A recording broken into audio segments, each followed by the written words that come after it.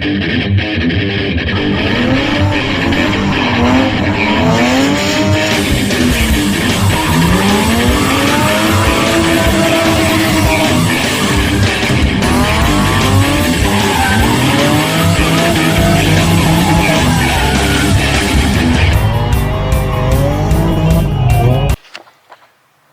we're about ready to start on the Miata again. It's late. I may go ahead and do the diff. I'm not going to put it in tonight. And I'm not satisfied with the clutch arm. It seemed like it might still be too far back. I may end up pulling the transmission again and seeing if I can't space up the pivot ball to come out just a little further to make that arm travel a little different. And that's what I've had to do on G35, that fixed it. The 240, same thing, that's what fixed it, just a hair bigger washer. And I don't know why it would need that. If it's factory parts going back in it, I don't really know why, but I feel like it needs it. And the other two that I fixed, it literally was just that was the fix, a little bit thicker washer. So I feel like this one may need it too. And I don't know if that's what's wrong, but that fixes it. So I may just go ahead and go that route. Maybe it's the wrong flywheel or wrong clutch. Something's different than it should be, but I know that that fixes the issue. So I may end up pulling that transmission back out. Okay, so on the rear diff on the Miata, if you didn't catch where I said it before, this bolt here, so you're looking facing the diff and this being the top, there's the center of the top. Well, this bolt is longer and this bolt is longer. See, these are like that and all the rest are shorter. Okay, so it's this one and it's this one.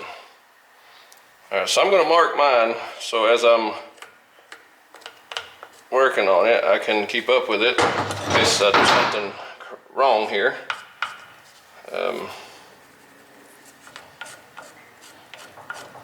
Somehow.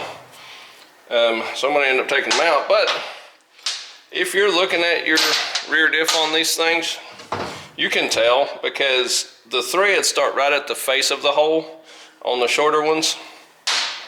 And on the longer ones, the threads don't start for, I'd say, at least half an inch down in there. So you've got yay much at least before the threads start in those holes. And these, the other ones, the threads are literally at the top. So you'll see where the ones that are slick, the opening has actually got space in it before the threads start. So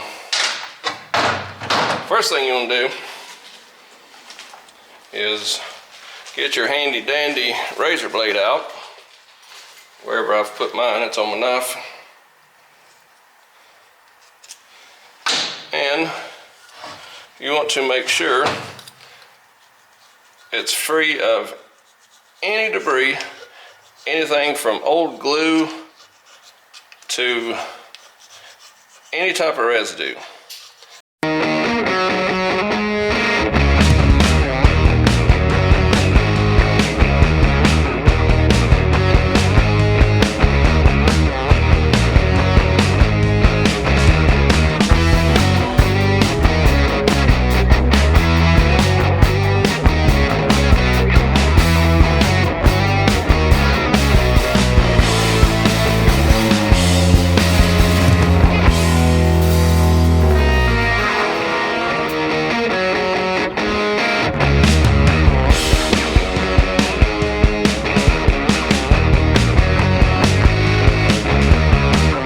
One thing too, if you've had your rear diff welded, you want to try to fill inside these lips, or inside these the splines where the actual ends go for the axles, the insert pieces, and you will find that you will feel some little BBs from where it was welded.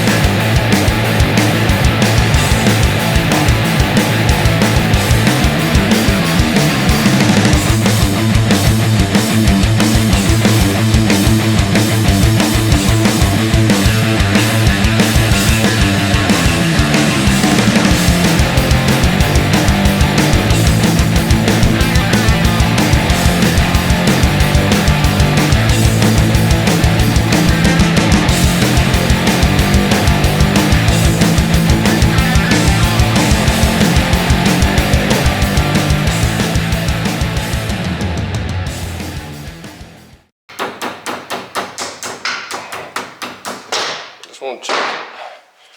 So make sure it's pushed all the way in. There's still a little bit. You can feel it bottom out.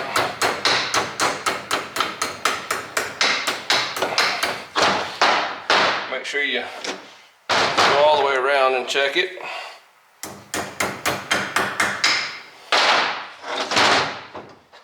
Looks good.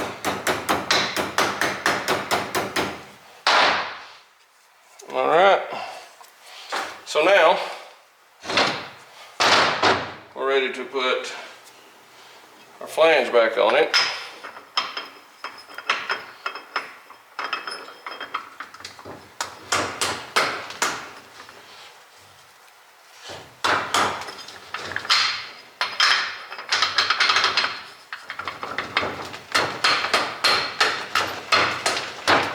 All right. Now with this nut right here, you don't want to go absolutely crazy, because you can get this ring too tight and it causes it to roar a little bit. So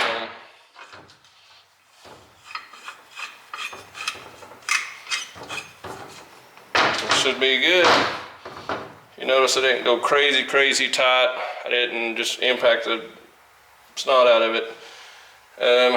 And so now, make sure we got our direction right on the way the rear end sets in this piece here. So we need to see that which way this thing sits in here.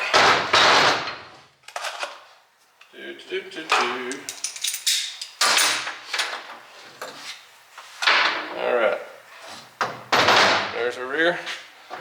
We got two, let's see, looking at it, remembering this being on the driver's side, the back is actually on this piece. So to me, that's the way it came out. Feels pretty good.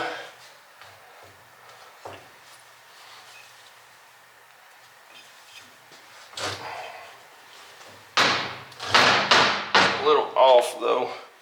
The bolt holes are a little crooked, but I think that's pretty much where it's going to go for the most part. So when I sit that on there with the RTV in it, I have to make sure to hit my bolt holes just right. So we'll have to RTV it up. Try to land my bolt holes just right. So, and we can spin it if we have to, it ain't no big deal.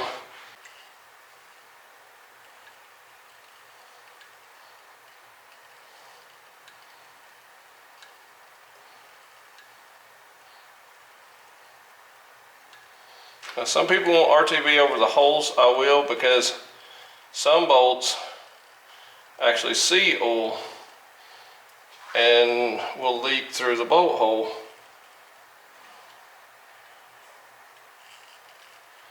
So even though the RTV on everything, the bolt hole will actually leak, especially if you're doing like a CD009,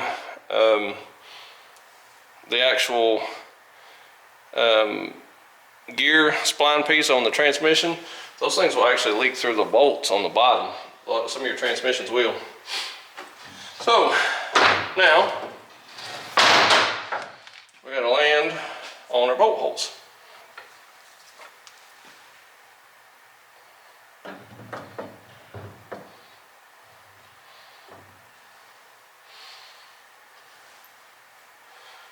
Get one started, or at least line it up.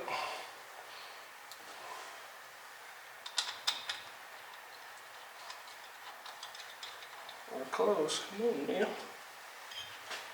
I don't want to drop all the way in until we get bolts lined up. We're close though. We're about to drop.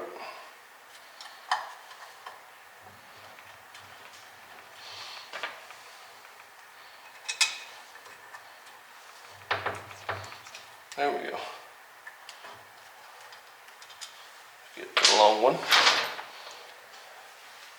And see, this is the old one, and it had RTV. Oh, that's fresh RTV. Ha!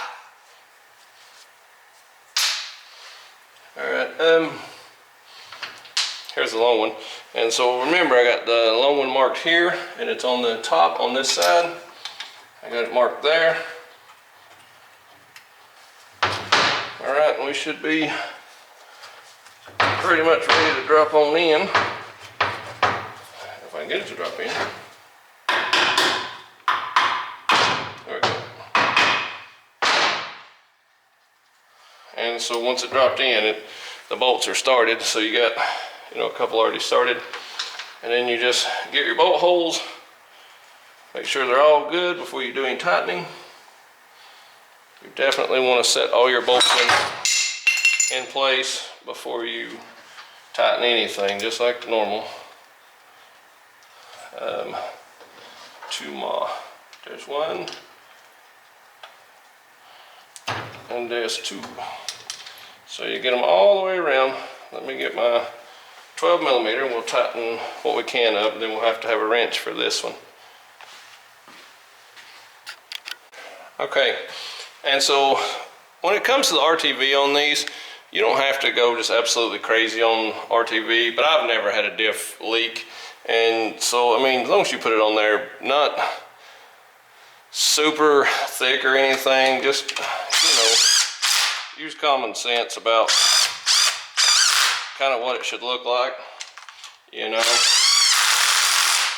So if it runs out a little bit, hey, that's fine. It don't have to run all the way out to be considered right, but I would rather see it than not. That way,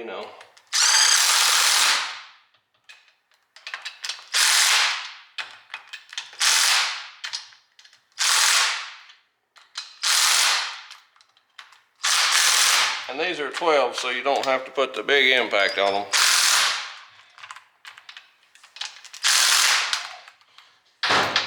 And you don't have to really cinch down on them. So, alright, this will take me a minute to get this one tightened up. You don't want to have to sit and watch this process of this slowing. But yeah, let me get it done and we'll go from there. Alright, so I got the last bolt in. Now remember, when we first started this procedure, I told you one of the axles, or the inner insert pieces, is longer than the other. And from the back, it's the right side. Looking at the back of the car, which this is the back, it was the right side. And the driver's side will be the shorter one. So,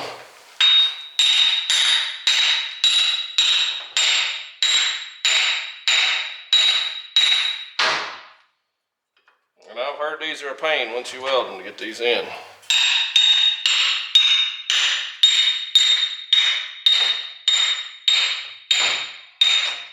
Well, so far so good on that one.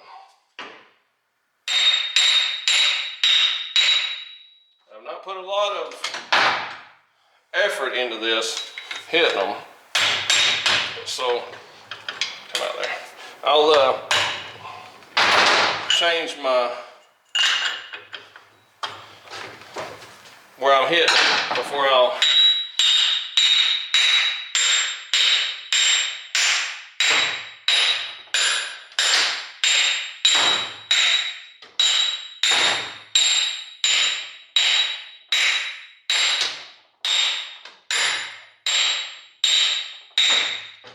this one must have had some burrs in it, but it's going in.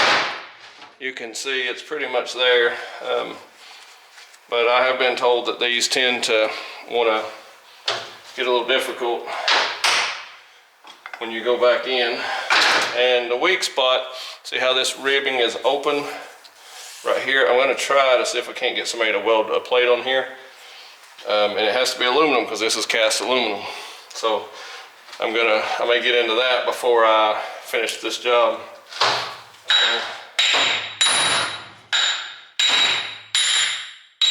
Okay, so that one made up. I watched a video on this after I'd started or whatever, And these guys beat and beat and beat to get those to work. If you got to do that, you've done something wrong, or you've left a bunch of garbage in that diff, or you've just got a bad diff, or you welded something wrong. So, I mean, I've turned it by hand. Everything looks locked. Everything's sealed. I sloshed a little bit of the RTV around, but I'll let that do its thing tonight. Let it dry, and I'll probably come back tomorrow and see about possibly getting started on doing the transmission, or pull it back out. I'll make a decision tonight which way I want to go. I think I want to pull it just because I don't want to get everything in and then have to take it all back out. That's, you know, just trying to keep my workload down. I'd rather do it now as get in it, drive it up and down the road a few times, and then have to put it all back on the lift, take it all back apart when I still haven't got everything together in relationship to the transmission. There's still the shifter and some other things I got going. So I won't have to redo none of that. So the starter, I didn't take any of the wires loose on the starter from the get-go, but I can just, the bolts just back out, and the starter pretty much hangs there in this little thin plate. I want to take that plate out, but it actually centers the starter and also the dipstick bolts to it. So I wanted to pull it out, but it's kind of needs to be there, I guess. But I think if I add a spacer into the pivot ball, and the pivot ball may just be worn out. The throw bearing's on correct, the clutch is incorrect, everything lined up. It just seems like that arm's traveling too far like the other ones that I've already fixed. So I'll make a decision on that tonight. The rear diff's together. I'll see about getting some plate welded on that so we don't have a problem, because these are bad about breaking. I think even stock horsepower, if you happen to, you know, get a little extra traction or something and everything, all the stars align, these things will snap pretty easily from what I've heard. So we'll see if we can't try to get something going there. Yeah, there's no way I'd want to put solid bushings in this thing right now without having that plate. Now if I had the plate, we may go some solid bushing. It's going to have to be plated to be able to add any kind of power without breaking this diff, because I've not looked for another one of these diffs, and I think the NB or whatever it is will fit the second generation of these Miatas, and if it will, and they seem to be pretty much the same price, we'll just order one of those. I'll try to get one of those or buy one, find one somebody's got, and start prepping it, and just going to put this one in and run, and if it breaks we've got that second one, or be proactive and just put this one in, be done with it, and go ahead and get the other one on the way, and get it done, prepped, ready to go in. And if this thing doesn't break, then, you know, we got an extra diff just in case. But if it does break and we go to the drift track, we come home, we change the rear diff, when it's time to go drifting again, we've got the car ready to go. So maybe proactive and try to get that, but at the same time, find somebody to weld this up, put some plate on it, we should be good. Alright, I'll do some figuring and make some phone calls tomorrow maybe, and try to find, before I set this, and I'll make a decision on this transmission tonight, whether I'm going to pull it or reset it. We still got to fix the lugs on my son's car. The passenger side did it before, and the driver's side is messed up now. So I got 5 more lugs, and I've got to change them out.